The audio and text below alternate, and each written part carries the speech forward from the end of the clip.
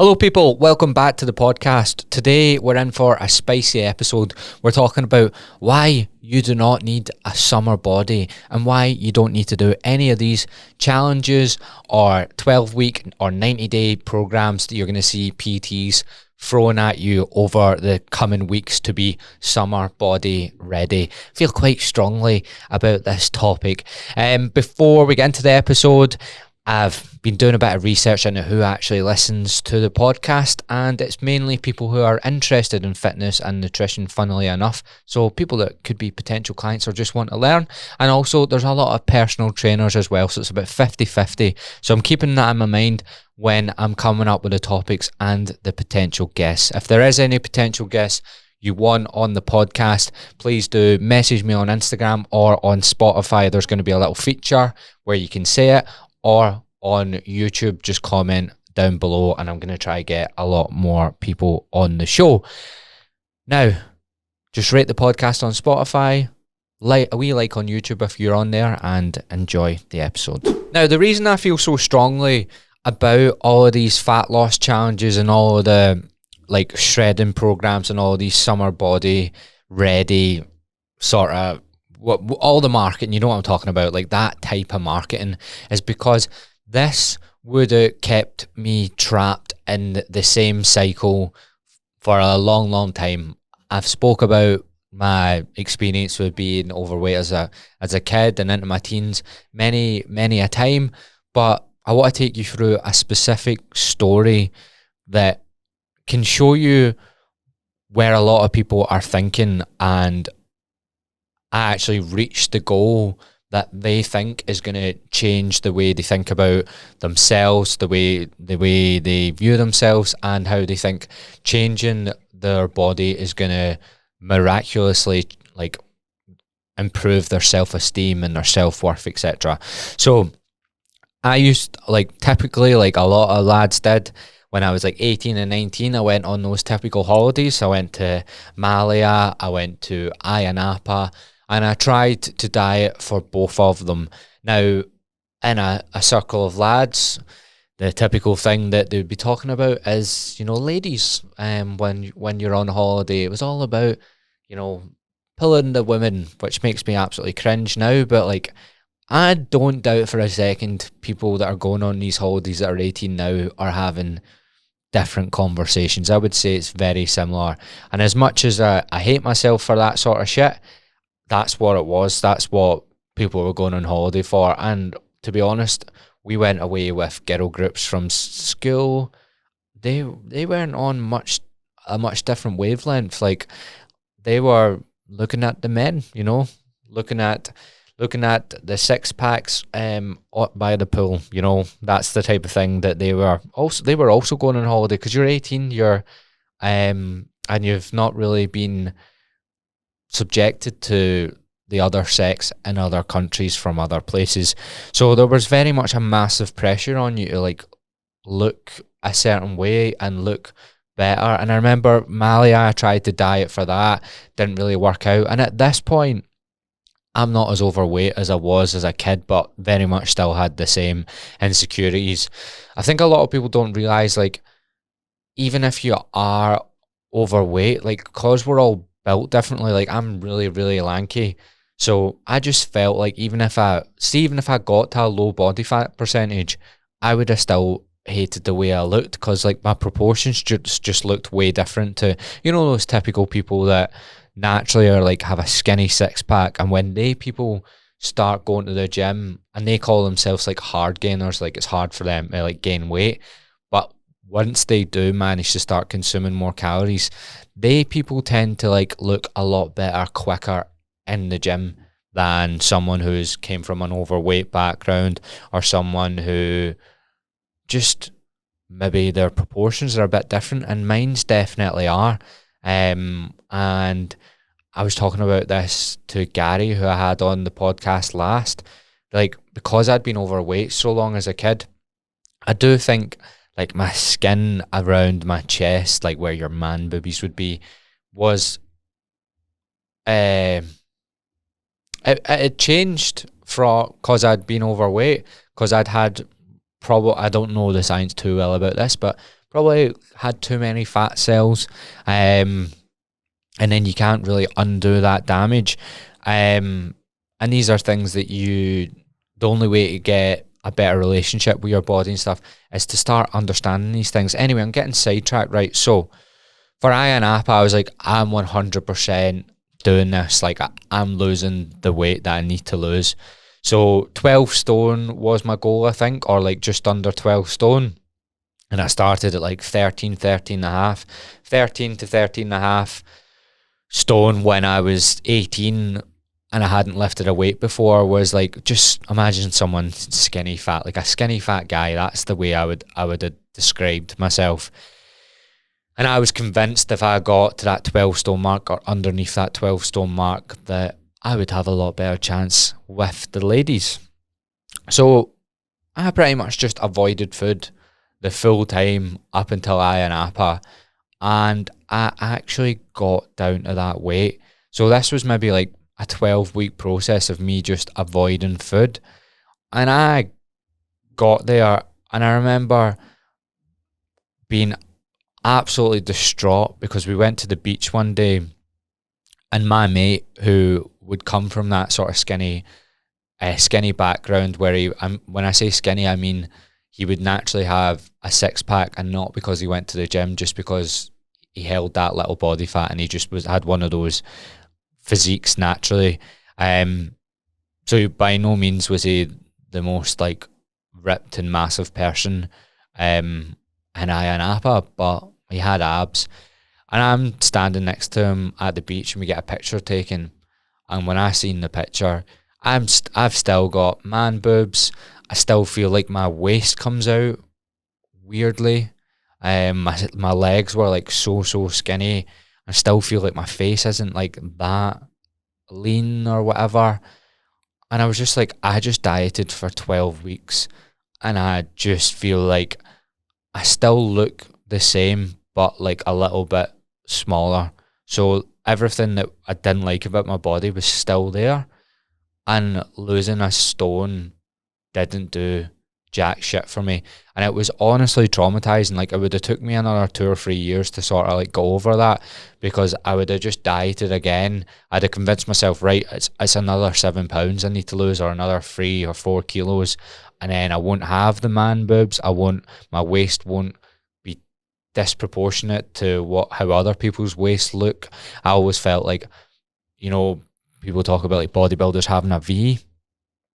What's the opposite of a V? I felt like I had an upside down V. And then also, I felt like I was shaped like a diamond. Can you imagine that?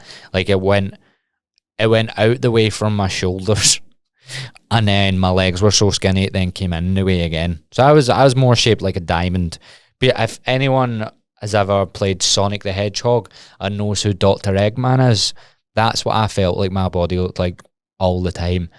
And this was maybe the 10th time I'd lost like a stone or two. I'd now got to the point where I wasn't a like really unhealthy body weight, which I was when I was younger, but I was still just as obsessed with how my body looked, and I hated it just as much as I did when I was younger. If anything, I resented the fact I'd lost loads of weight, and I still hated how I looked.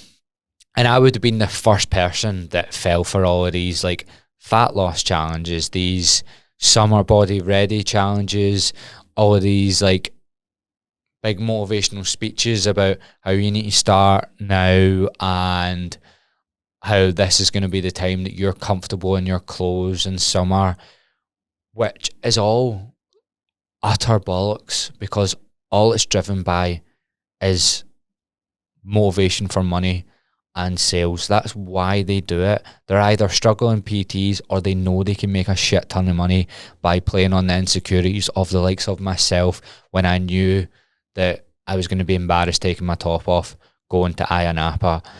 It's just playing on insecurities. I know a lot of people are going to fall for this. I just know people that listen to my podcast won't, because I can go in deep into, and I've got like an audience understand where I'm coming from with this sort of thing. But you're going to see people, you're going to see friends, you're going to hear about this sort of thing all the time.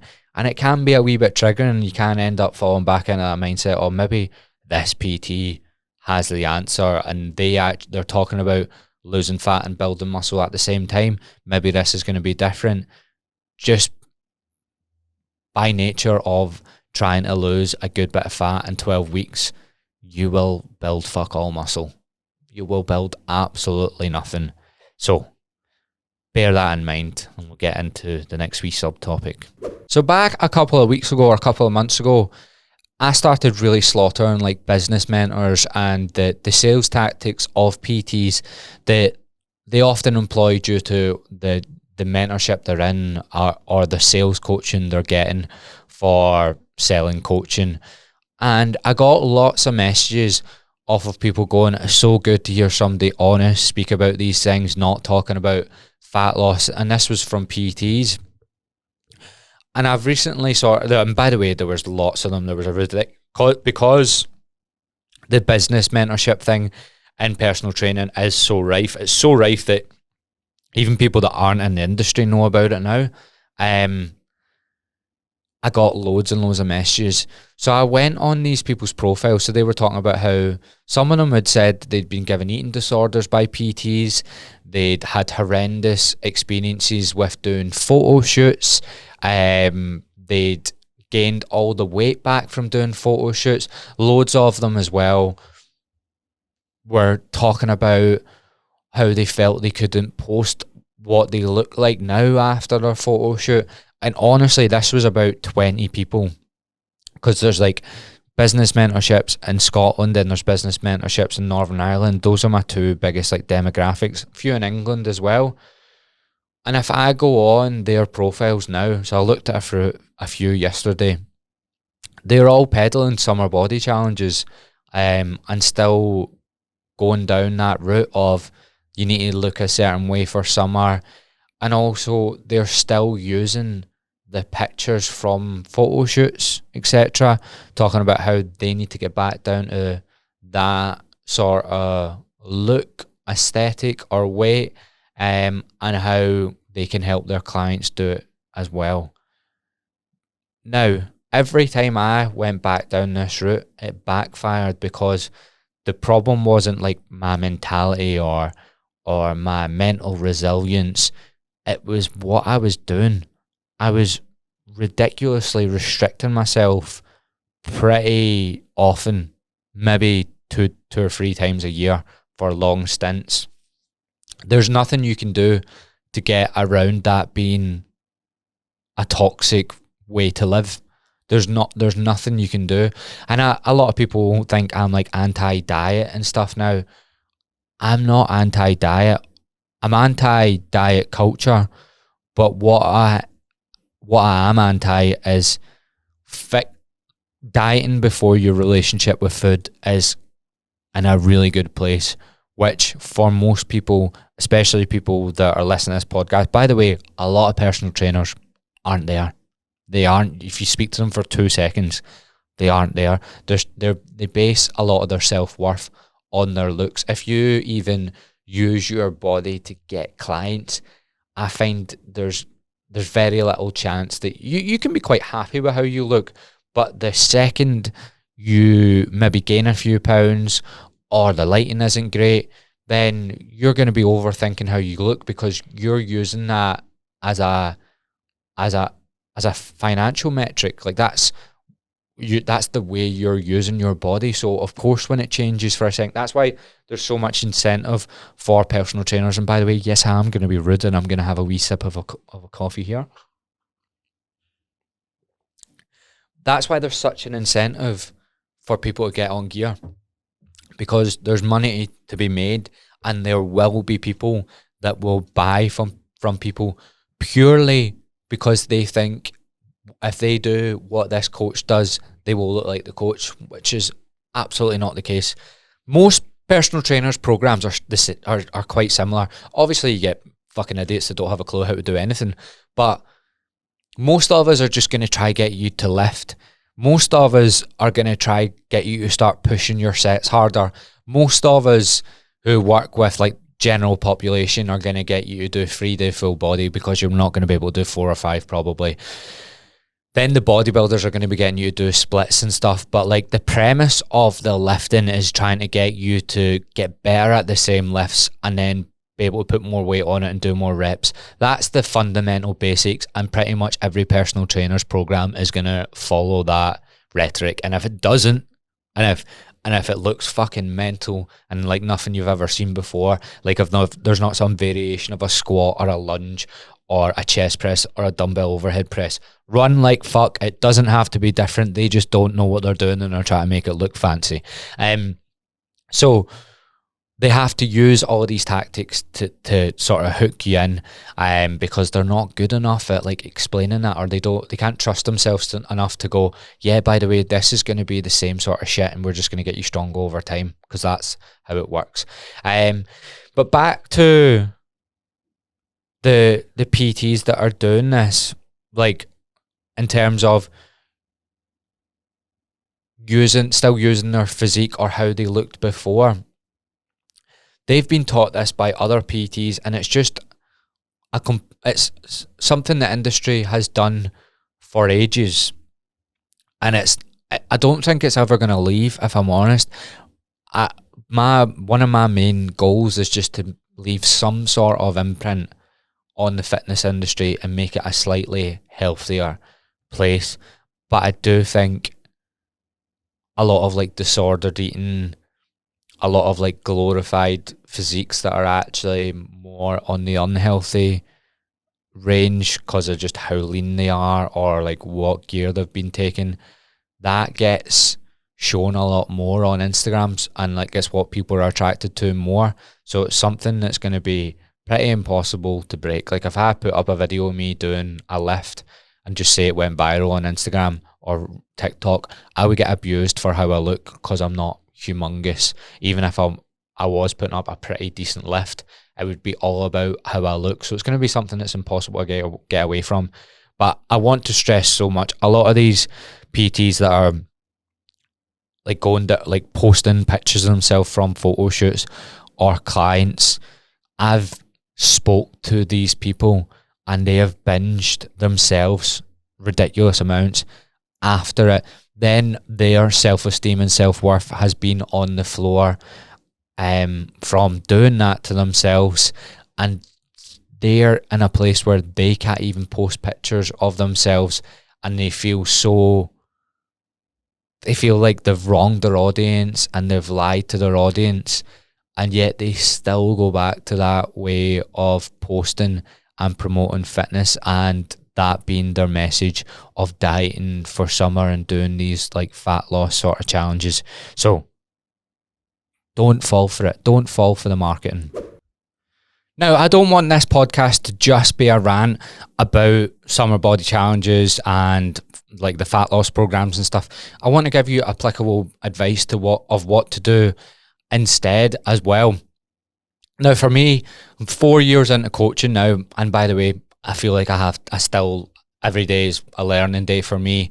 I think that's half the problem. That's the problem I found myself in when I was really trying to grow on Instagram, is that when I posted about fat loss stuff, or even see if I said the word calorie deficit right on TikTok, the videos got hundreds of thousands of views.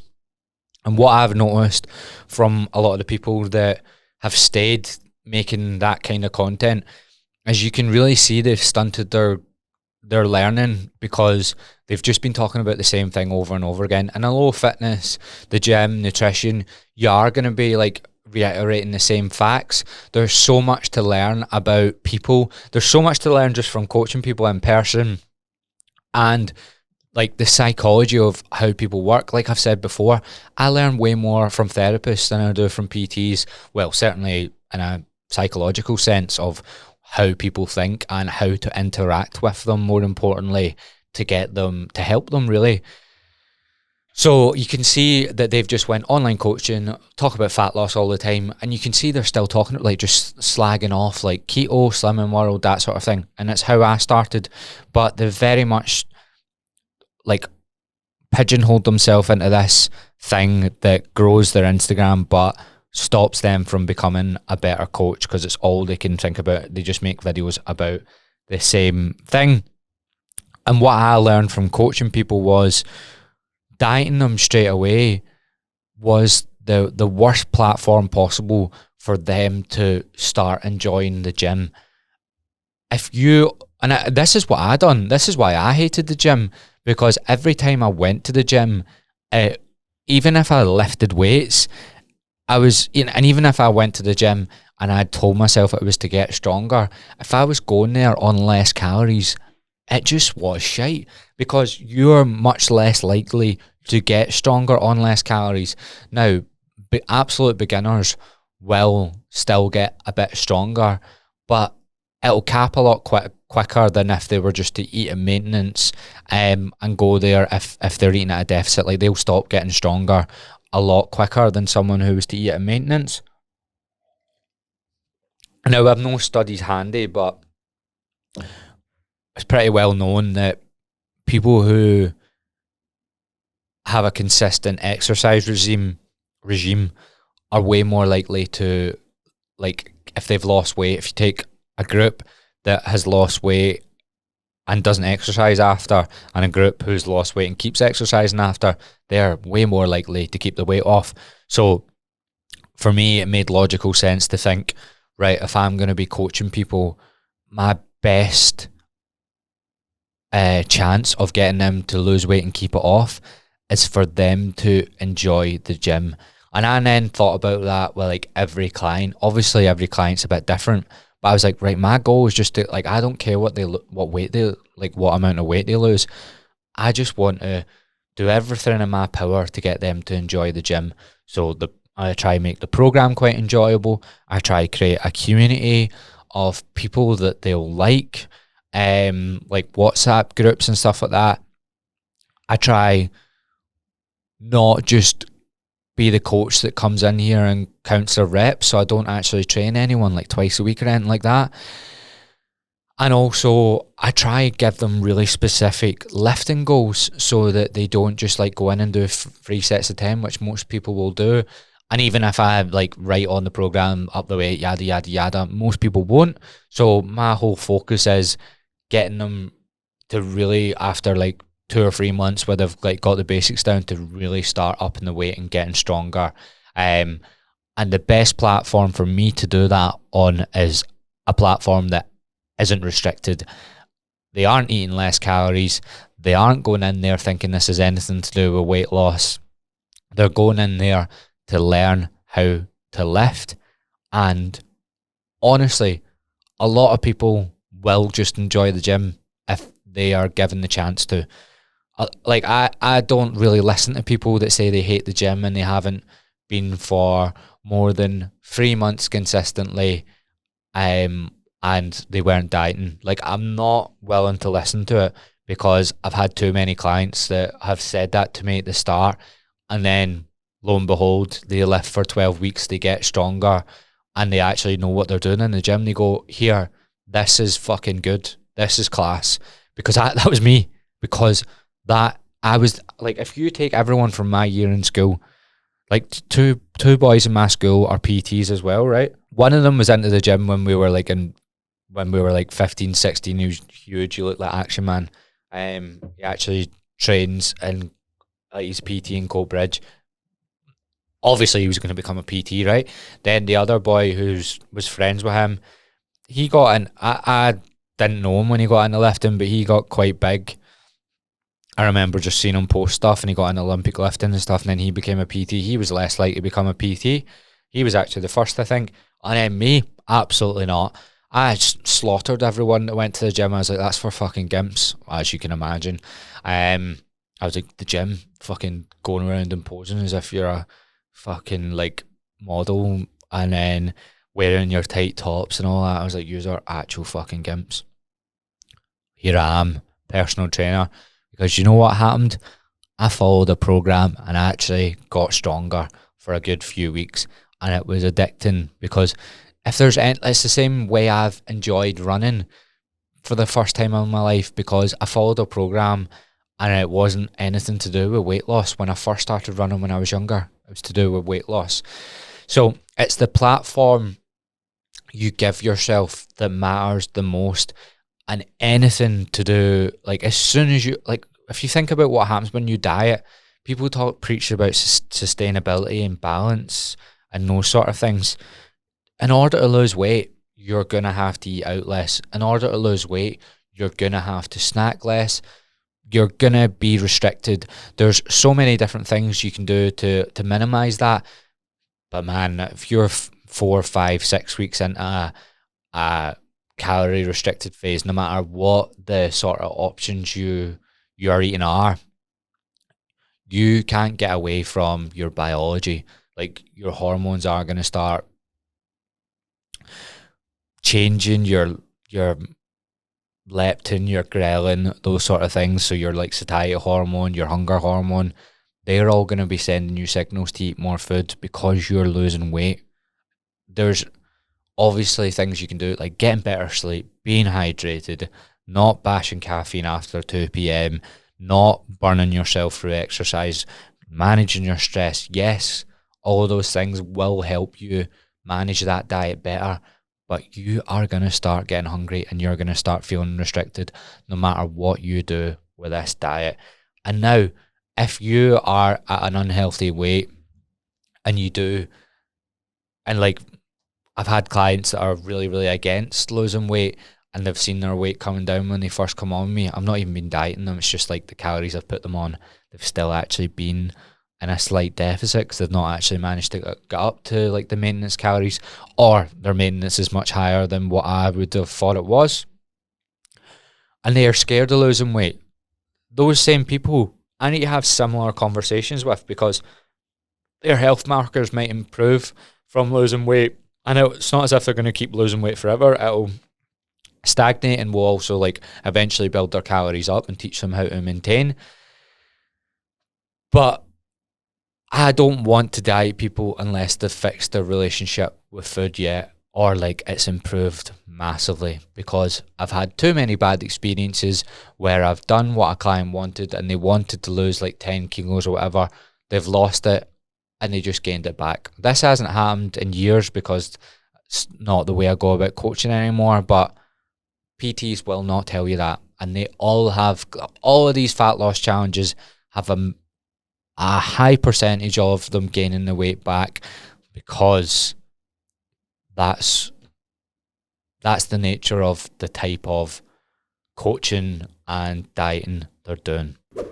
Now, like I said, I want to give some practical advice of what you can actually do to feel like because you just have a body, right? You don't have a winter body and a summer body.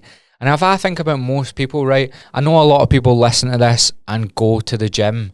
It's very hard to tell what your audience is actually at, because I've very much got a flawed perception of like, I've got a flawed perception of like how good personal trainers are, because most of the people I speak to are good PTs, and I muted them all on Instagram. So I don't actually see posts from them as much anymore. So I'll hear stories about, like, I got a client last week, Louise, and she had a personal trainer who she gave X amount of money to, like quite a little amount of money, not as anywhere near as expensive as most of us, but still enough to fucking think it was horrendous. But she got a postnatal coach, someone that specialises in coaching after pregnancy, specialises in quotation marks. I think it's postnatal, postpartum. I'm not qualified in these things, and I don't ever try to coach people that have just had a kid. But it's been like 10 months since.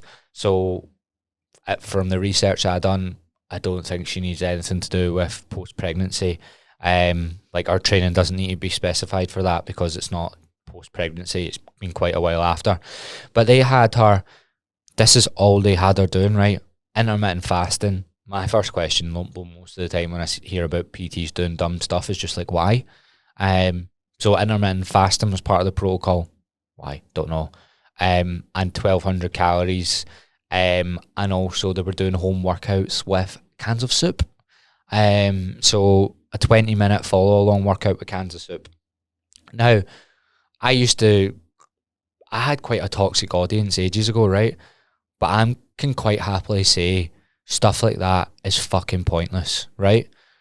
And I will have some people listen to this podcast are like, all exercise is good exercise. No, that's fucking stupid, because you could have spent that 20 minutes literally doing like just low intensity cardio would have been better. Like, I mean, literally like going on a bike, a low heart rate, conversational pace, or you could have done like free resistance exercises. She could have done like kneeling press ups. She could have done some sort of inverted row. She could have had a resistance band and done like a chest press or anything. Would have been better than that. And the reason it would be better is because if she'd done something where she could see progress in, she would have been much less likely. She'd be much more likely to stick to it. So when people say all exercise is better than nothing, not really, because depending on which exercise you do, like the likelihood of you sticking to it is dependent on if you see any improvement or if you like it. Tell me you like. Who do you know that has done 20-minute follow along workouts with cans of soup that's still doing it? I highly doubt, out of the 400, 500 listeners I have to the podcast, you know one person out of all using know a lot of people, right? So stuff like that, no time for it. That's fucking ridiculously stupid, right? So there is stuff out there that's still really, really, really bad, and I forget because I've got the blinkers on because I've got them all muted. Now, what can you do instead? Like, so I've had that free plan for ages. That's something you could do. Genuinely, even like, I've started having clients leave me and I'm like, just even any sort of strength training app, just download it. I think I'll try find a few. I'm never going to make one. That costs a lot of money and fuck that.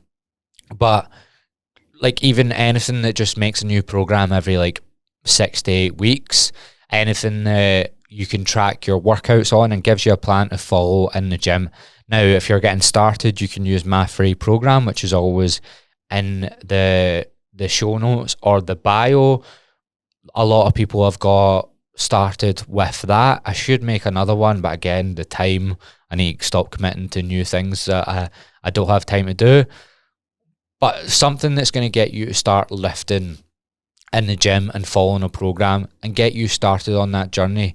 The only thing that's quite good with challenges is the odd person will start enjoying the gym despite the calories, and they'll start enjoying having a plan, and they might end up just starting to lift and learning about lifting. Like, you can only teach yourself so much by like using my free plan, for example. Like, you're going to have a million questions and it's going to take you ages to learn all of these things through podcasts, through YouTube videos. Whereas if you just had a coach that you could ask the question to, you would learn much, much quicker. Again, these are not, so that sounded so salesy, but that was the problem with like what I had. It took me so long to learn all of these different things because I was researching everything. I was spending time like reading studies. No beginner should be reading studies because they don't know enough to understand what the study actually means. So I definitely don't what I want to avoid doing with like these sort of podcasts, because I do find myself going a wee bit too anti sort of like diet and diet culture, and not so much on podcasting because I very much have the same sort of audience. But for example, like the fat shaming stuff, you can get people that just want to listen to you to validate their feelings. This hasn't happened on my podcast, but it very much did happen on like my TikTok and stuff. But I don't want to validate people's feelings. Well, I can validate their feelings, but I want them to, like, I want to actually help them, and doing nothing won't help them, and also just making them feel better won't actually help them past that moment of them feeling better. So they have to do something. My biggest piece of advice would be to get, like, that's low cost, doesn't do anything, is either the free program and go and start lifting and just set at maintenance calories. So even for like rough range, 2,000 to 2,200, Jesus Christ, 2,000 to 2,200 for females, and like males, like anywhere between 2,500 to like 2,800. Just eat roughly in those ranges, and then for women get like 100 to 150 grams of protein, and guys get 150 to 200 grams of protein. They're rough numbers, right? You don't need to be perfect with this stuff. It just gives you a platform to actually enjoy the gym and just try get stronger. Even if it's for like 8 to 12 weeks, you'll be surprised how much of you that will actually really put a dent in improving your relationship with food, exercise, and yourself. There's so much more nuance to this, and that's why having a really good, like, emotionally stable and emotionally aware coach can really help you with these things. But even then, I have clients that I'm like, after they work with me, I'm like, right, I reckon you should go for therapy. Just this specific thing I can't really help you with that much. But in terms of like, if I look at myself as being like extreme low self-worth, but very low self-worth, very little confidence, very little knowledge, just doing those things, eating in maintenance and following a plan and getting stronger. That was like the catapult that gave me enough confidence to know that I could tackle other areas of my life down the line. So the best way to improve your relationship with your body isn't to strip off a load of body fat. It's to remove the focus from scale weight, from body fat, from looking at yourself in the mirror, taking constant progress pictures, to showing yourself what you can do with your body, which getting stronger is the easiest way. Obviously, you can do cardio and stuff like that. Not saying don't do cardio. I just think you're much more likely to actually get into this healthier lifestyle thing if you do a stint of getting stronger before, because chances are you've tried cardio before, because it's a lower barrier to entry. This is a slightly higher barrier to entry because there's a learning curve, but fuck me, it's a lot more rewarding. Now, just before we wrap up this podcast, this is probably going to be the juiciest part. I want to actually get into why people do these challenges. Like, why do PTs do them, and why do people buy from them, and what actually happens when people go through these, and what PTs can maybe do differently, because it is quite hard to get clients. It is a minefield out there. It is hard to know where to spend your time. But for me, it's a complete and utter fallacy that you have to promote being a fat loss sort of coach to get clients. If anything, those type of clients are the hardest to work with. Like, if all your clients are fat loss obsessed, hardest type of client to work with. So you would be spending all your time working with more difficult clients, which you would actually be better having less clients that are less work. And I don't mean work as in like you're trying to avoid work. It's like some people are that obsessed with fat loss, you can do anything. I've had clients, you can do anything. You can use every sort of tactic you can think of, and you'll never get them to stop thinking like that. And maybe even a therapist can't get them to stop thinking like that. So it should be something you're looking out for. They're always gonna come in. Like, people like that are always gonna come in, even the longer you PT. Like, you'll still have difficult clients. But if you market to that specifically, then you're obviously going to be inundated with tough conversations and people that don't really want to hear other solutions, or they don't want to hear that fat loss isn't the answer. And usually it's because they haven't been burned enough yet. Like, I would have done anything and I would still have been obsessed with fat loss, but I just was lucky that the next thing I fell into was a fat loss program, but it was all geared towards the gym, and I just didn't really do the food side of it too much. That was lucky for me, but I was like trying another fat loss thing. So that's what I was saying before as well. Like, you will get the odd person that comes out of that in a better place, and it's because they got so focused on the gym side of it. But that was my point. I try and make all of my clients be able to do that by not dieting them and giving them a better platform. But so the reason a lot of coaches do this, so they're playing on insecurities because people are starting to feel insecure about the thought of taking their top off and stuff on holiday. Two, they're also playing on that sort of, I need to do this now. I need a quick result before I go on holiday. And of course, there's no quick result. And also, the third sort of thing is they'll have so many transformations and stuff.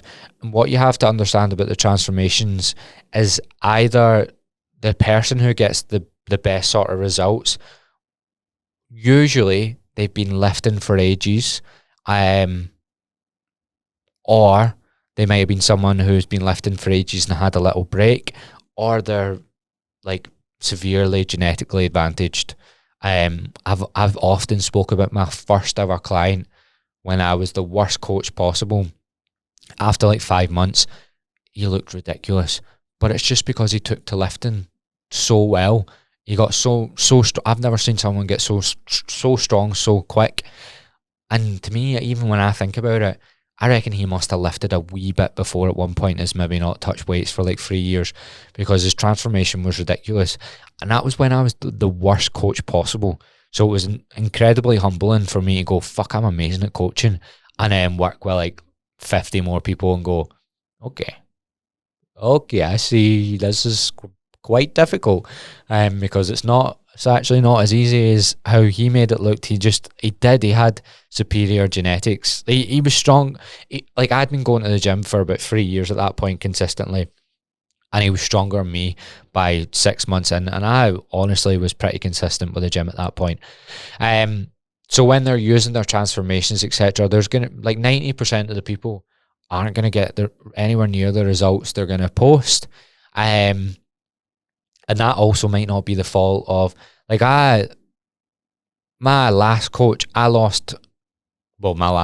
this makes it sound recent, this was like 3 years ago, and I learned just from doing that. I've spoke about this plenty, but 12, 13 kilos in like 18 weeks, like, you could clearly see a lot of weight was lost. I was actually been lifting for a while at that point, so it was the first time when I lost weight, I was like, I actually look all right, but I was still like, looked a bit like a junkie with my clothes on and stuff.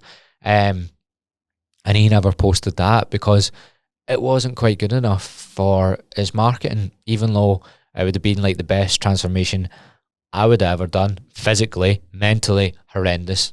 Wouldn't recommend, and I will never do it again. And then the last sort of thing I would point out is, it's impossible to do one of these fat loss challenges and not get hyper obsessed with how you look and the scale, because that's what the focus is. So if your full focus is going to be on your full metric of progress, it's not going to be, even if they have you lifting in the gym, by the nature of it being a fat loss challenge, the wording, you're going to be obsessing over how much fat you're losing. You're going to be obsessing over what metric can I use to keep track of that. Oh, the scale is a pretty accurate representation of if I'm losing fat. So you're going to obsess over that.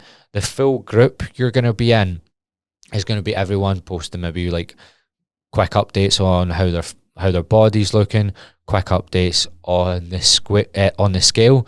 So it's all going to be geared towards fast fat loss. So you're going to be you cannot not be hyper focused on that. The only way that you can be focused on healthier things is if that is the metric for progress. So even just something simple like the challenge being like getting into lifting, like, that's a shite name, right? But it has to be, or like improve your 1 rep max challenge.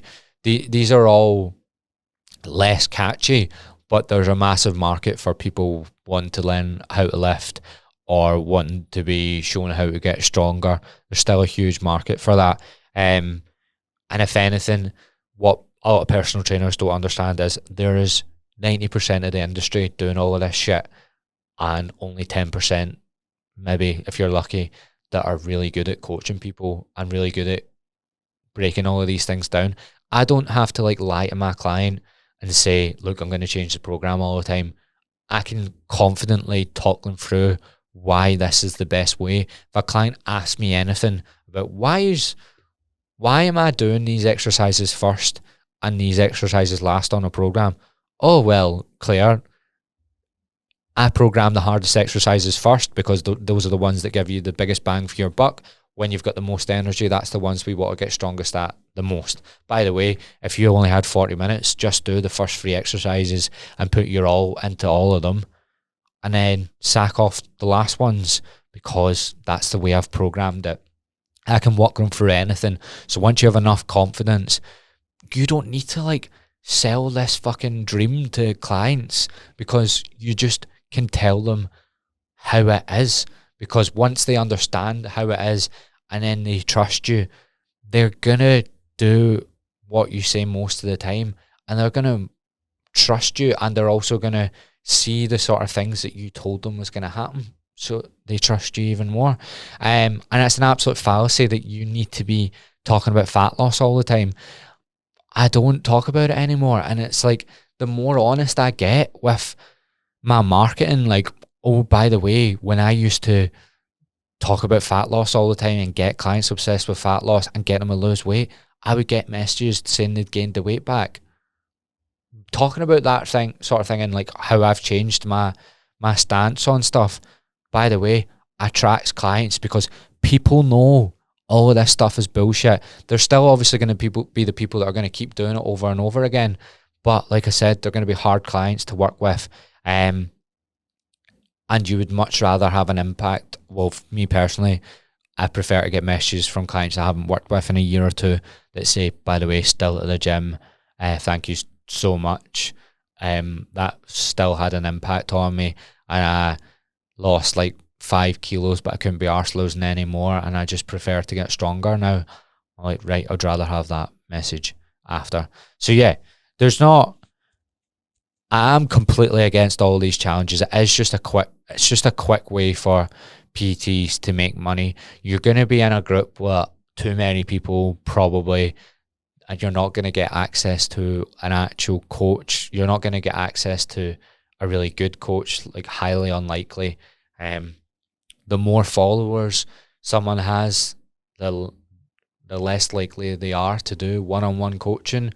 So you're not, like most people that I speak to need one-on-one coaching for this shit. They don't need a fat loss. Like a fat loss program is just going to burn them, as in like literally burn them, and it's going to cost them a fair whack of money. So yeah, for me, I wouldn't fall for it, but also I wouldn't not do anything about it. I would get in the gym. Don't worry about summer bodies. Don't worry about what you look like in summer. Just start lifting, start getting stronger, and by the time a year down the line, I can guarantee you will be happier with how you look anyway, because you will be stronger. You will probably feel a bit better in clothes, and you will just be in a much better place mentally, and you'll probably then laugh at all of these summer body challenges. You won't be attracted to go into them whatsoever, and you'll just be in a much better place. I was trying to think of another word there, but I didn't have one. So yeah, I think we'll end the podcast there. Thank you very much for listening, and we'll see you in the next episode. We've got some guests coming on, and please do remember to, if you've got any people that you take fitness or nutrition advice from that you would think would be a good guest, let me know on that feature on Spotify or in the YouTube comments, or just give me a DM on Instagram.